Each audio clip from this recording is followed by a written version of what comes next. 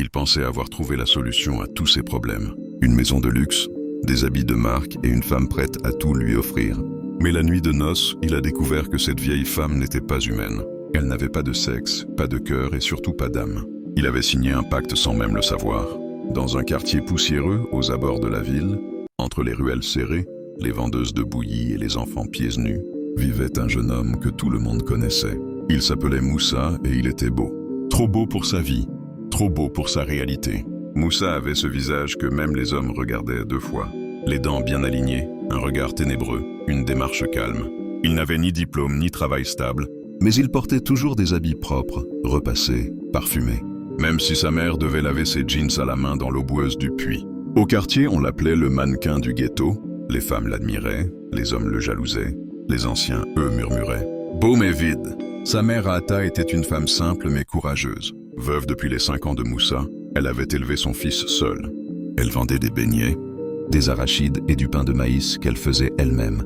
Chaque soir, elle revenait avec les jambes gonflées, les mains brûlaient mais le sourire tendre. Son monde tournait autour d'un seul rêve, que Moussa réussisse. Mais Moussa n'écoutait pas les conseils. Il dormait tard, refusait les petits boulots, traînait avec des copains désœuvrés et passait des heures sur Instagram à regarder des voitures de luxe. Un soir, sa mère est rentrée tard sous la pluie. Elle a trouvé Moussa assis devant la télé, les pieds sur la table. « Tu n'es même pas sorti vendre les beignets aujourd'hui. Maman, je ne suis pas né pour vendre de la friture. Je suis fait pour les grandes choses. Et tu crois que ces grandes choses vont tomber du ciel? Tu rêves, Moussa. Tu veux la vie de ceux qui ont souffert sans le chemin qu'ils ont parcouru. Tu pars, ne reviens pas. » Le soir même, Moussa a fait ses valises. Il n'a rien dit. Il est sorti sans regarder sa mère.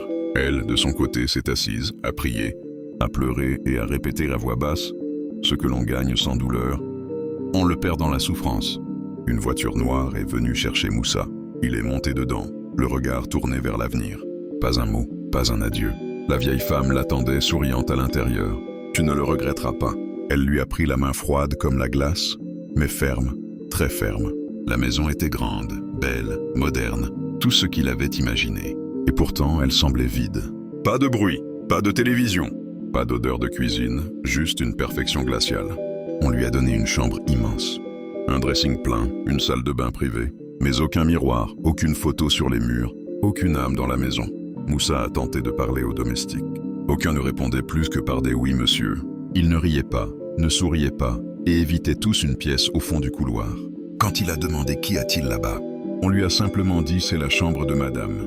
Ce soir-là, Moussa avait l'impression d'avoir tout ce qu'il avait toujours voulu. Une maison, une voiture, une femme qui lui donnait tout. Il ne savait pas qu'il allait tout perdre. Ce soir-là, il a été appelé à 21h précise. Une employée a toqué à sa porte. « Madame vous attend dans sa chambre ». Moussa s'est levé, un peu nerveux mais excité. C'était sa nuit de noces. Après tout, il avait mis une chemise blanche, parfumé son cou, mis sa montre dorée. Il est descendu lentement. Le couloir était silencieux, les lumières tamisées et la porte entr'ouverte. En entrant, il a eu un frisson. L'air y était plus froid qu'ailleurs. Une odeur étrange, un mélange de roses fanées et de poussière. La vieille femme était là debout, en robe de nuit. Ses cheveux étaient détachés. Ses yeux, soulignés d'un crayon noir, brillaient d'une intensité bizarre. Elle n'a pas parlé. Elle s'est juste approchée lentement, a posé sa main glaciale sur le torse de Moussa. « Tu es à moi maintenant, Moussa, et je suis à toi. » Elle a commencé à déboutonner sa robe lentement, très lentement. Moussa retenait sa respiration mal à l'aise. Puis elle a laissé tomber le tissu. Elle était nue devant lui, mais ce qu'il vit le paralysa sur place. Il n'y avait rien entre ses jambes. Aucun sexe, aucune forme. Juste une police uniforme comme si son corps avait été effacé. Moussa a reculé d'un bond. « C'est quoi ça? C'est quoi ce délire ?» Elle a refermé sa robe calmement, sans honte, sans gêne. Puis elle a dit d'un ton tranchant « Je ne suis pas ce que tu pensais, mais tu m'as dit oui, et tu vas assumer. » Moussa a couru hors de la chambre. Il a dévalé les escaliers, mais le portail était fermé, verrouillé. Aucun employé à l'horizon. Il a tenté de téléphoner. Pas de réseau. Il a crié. Rien. Silence total. Il est remonté tremblant jusqu'à sa chambre. Sur lit, il a trouvé une boîte noire. Dedans, un mot. Ce que tu gagnes sans effort, tu le rendras avec ton corps. Et en dessous, un contrat signé avec son nom et une empreinte. Il ne se souvenait pas d'avoir signé ça. La nuit suivante, il a été de nouveau convoqué. Cette fois, il a refusé. Mais 2 employés sont venus le chercher sans violence, mais avec autorité. Dans la chambre, il s'est senti vidé. Il ne comprenait pas ce qui se passait. Il ne se rappelait pas de ce qu'il faisait, mais chaque matin il se réveillait épuisé, blême, le dos en sueur. Il perdait du poids, il ne dormait plus. Il commençait à entendre des murmures dans la maison. Il tenta une fois d'écrire une lettre à sa mère, mais chaque fois qu'il posait un stylo sur du papier, l'encre disparaissait. Il essaya de parler à un employé, mais ses lèvres ne bougeaient plus, comme s'il n'avait plus le droit de prononcer le mot maman. Un matin, il s'est regardé dans une vitre et n'a pas vu son reflet, juste le vide. La vieille femme, elle continuait comme si de rien n'était. Elle lui offrait des montres de luxe, des chaussures de marque, mais jamais un mot tendre, jamais une caresse, juste des nuits, vides de sens, pleines de silence et lourdes d'un poids qu'il ne comprenait pas. Une nuit, alors qu'il ne dormait pas, il a entendu une voix très faible qui semblait venir du mur. « Si tu veux vivre, souviens-toi d'elle. » Il s'est levé, a collé son oreille au mur. Rien, mais ce nom, ce mot, ce souffle, l'a ramené à une seule image, le visage de sa mère. Il ne portait ni menottes, ni chaîne. Il pouvait marcher, manger, respirer, mais il était prisonnier. Prisonnier d'un pacte qu'il n'avait jamais vraiment compris. Les jours passaient, ou plutôt c'est fait. Moussa ne savait plus quel jour on était. Il dormait mal, il mangeait sans faim. Son corps maigrissait, ses yeux devenaient ternes. Mais chaque matin, de nouveaux vêtements repassés l'attendaient. De nouveaux bijoux posés sur la table, comme si la vieille femme voulait qu'il brille pendant qu'il se vidait de l'intérieur. Chaque nuit, c'était la même chose. Il entrait dans sa chambre, ou plutôt il s'y retrouvait sans comprendre comment. Parfois, il pensait s'être endormi dans le salon, mais se réveillait nu dans son lit avec des marques rouges sur la peau. Pas de douleur, mais une sensation de violation étrange, silencieuse. Il ne se souvenait de rien, mais il savait qu'il se passait quelque chose. Un jour, alors qu'il marchait dans un couloir qu'il n'avait jamais exploré, il trouva une porte entr'ouverte. À l'intérieur, une pièce vide, juste une table, et sur la table des cadres photos retournés. Curieux, il en prit un. Ce qu'il vit lui glaça le sang. Un jeune homme plus jeune que lui en costume, avec la même vieille femme souriante à son bras. Un autre cadre, même chose. Et un autre, encore un autre, tous avec le même regard vide. Tous des anciens comme lui. Au fond de la pièce, il y avait un miroir recouvert d'un drap. Il l'enleva et il se vit, mais pas comme il se voyait d'habitude. Dans le reflet, un homme attaché par les poignets, la bouche cousue, les yeux pleins de larmes. Il toucha sa joue. Dans le miroir, l'homme ne bougea pas. Ce n'était pas un reflet, c'était un avertissement. Il s'enfuit de la pièce en courant, mais la vieille femme l'attendait dans le couloir. « Tu ne devais pas entrer là-bas. » Et pour la première fois, elle sourit. Un sourire sans tendresse, un sourire de possession. Dès lors, Moussa n'eut plus de volonté. Il disait oui à tout. Même quand il ne voulait pas, il mangeait sans faim, riait sans joie, faisait ce qu'on lui disait comme un automate. Mais à l'intérieur, quelque chose résistait, une image qui revenait chaque nuit dans ses cauchemars. Le visage de sa mère assise, fatiguée, mais les yeux ouverts, brillants. Qui disait « Tu es toujours mon fils, même dans la honte, reviens ». Un matin, alors qu'il était seul dans sa chambre, il a entendu une voix sortir de son téléphone éteint depuis des semaines. C'était un vieux message vocal de sa mère. « Moussa, tu peux encore revenir même brisé. Je t'aimerai toujours. » Il a éclaté en sanglots. Pour la première fois, il a pleuré. Pas de peur, mais de culpabilité. Ce jour-là, il a mis ses baskets, a pris juste une bouteille d'eau et a couru. Mais les employés l'ont stoppé. Pas avec la force. Non. Ils lui ont juste dit calmement « Tu ne peux pas sortir, tu as signé. Tu es à elle. » Et lui, sans s'expliquer, a reculé tout seul comme si ses propres jambes ne l'écoutaient plus. Ce soir-là, dans sa chambre, il a prié. Lui qui ne priait jamais, il a murmuré « Maman, si tu m'entends, sauve-moi.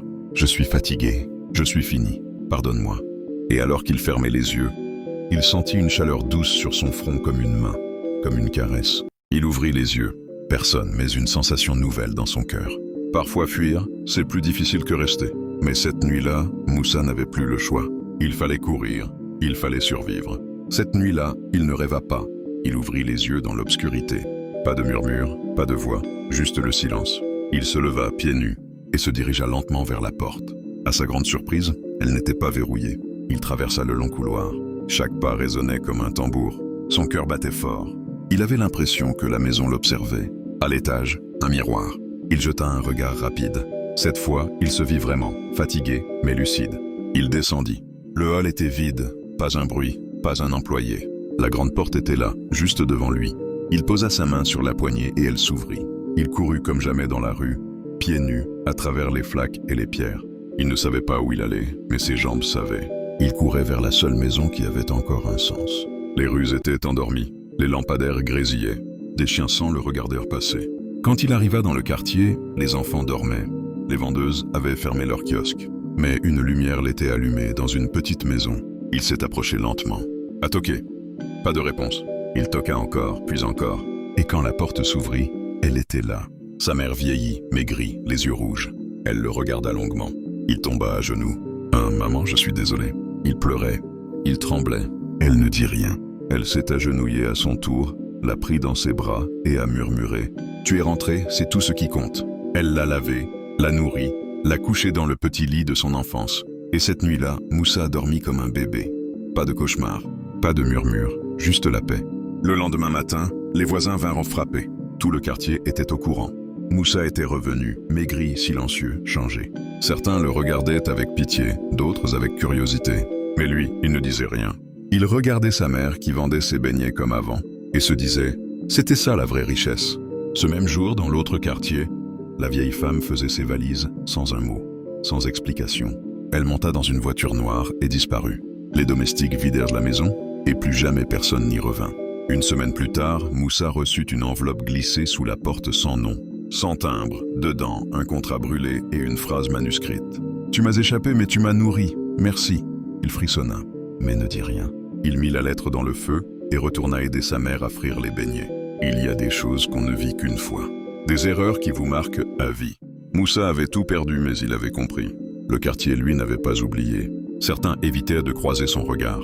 D'autres murmuraient derrière son dos. C'est lui le garçon de la vieille femme. Mais Moussa ne répondait jamais. Il regardait droit devant lui, comme s'il avait traversé un monde que personne, d'autres ne pouvaient comprendre. Un jour, un homme est venu proposer à Moussa un business rapide, de l'argent facile en ligne, sans trop travailler. Moussa l'a regardé dans les yeux et a simplement répondu « Ce que tu gagnes sans effort, tu le rendras en cauchemar ». L'homme a sourd sans comprendre, mais Moussa, lui, savait.